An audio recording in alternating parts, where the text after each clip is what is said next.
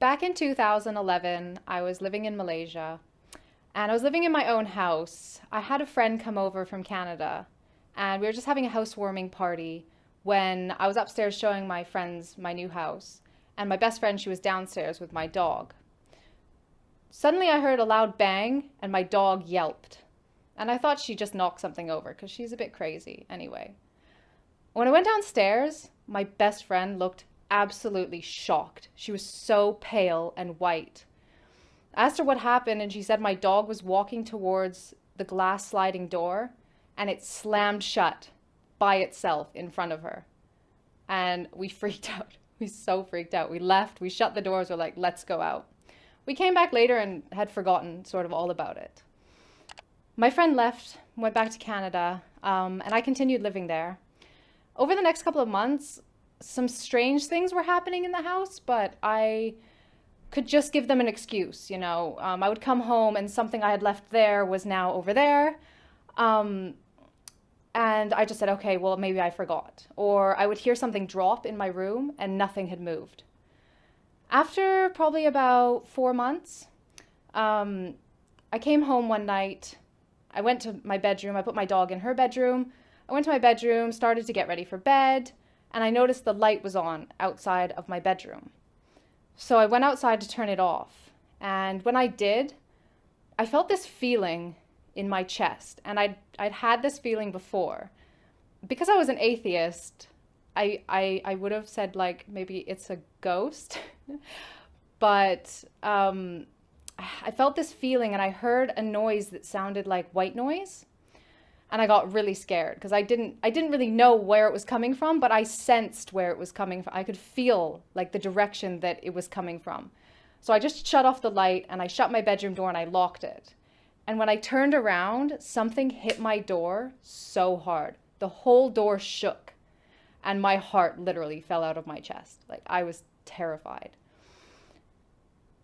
I've been in situations where I thought I might die before, but I never sought refuge in a God because I didn't believe in any God. But in that moment, my mind was completely clear and the only word in my mind was Allah. So against my natural judgment, I said to myself, Allah, if you're there, protect me because I don't know what this is and I don't know what it wants from me. And I went to bed and I thought that I was going to take ages to sleep because I was so scared. I just put something on my laptop and I mean, within 5 minutes, I was asleep. The next morning I woke up and I'm a pretty logical person. So what happened the night before was really logical for me. And so I sat on the side of my bed and I kind of thought about the whole situation. And I did what I guess you would call make dua. I prayed in a way. And I just kind of had an honest conversation.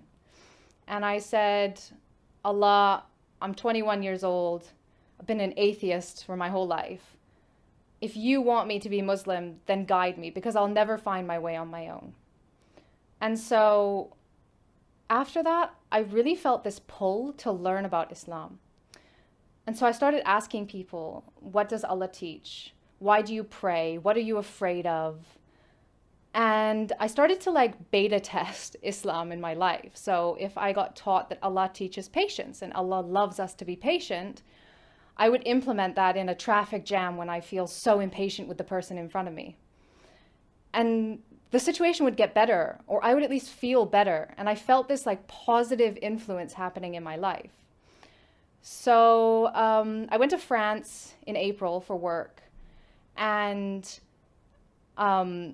I actually stopped drinking while I was there. And this was months before I even thought about really converting. And I feel like these were baby steps that Allah was putting in my life to make it not such a big change when I finally decided to make the decision that He knew I would make eventually. So it was coming to Ramadan, and I know all of my Muslim friends back then were very Muslim in Ramadan. Even if they weren't very Muslim the rest of the year, in Ramadan, they practiced everything.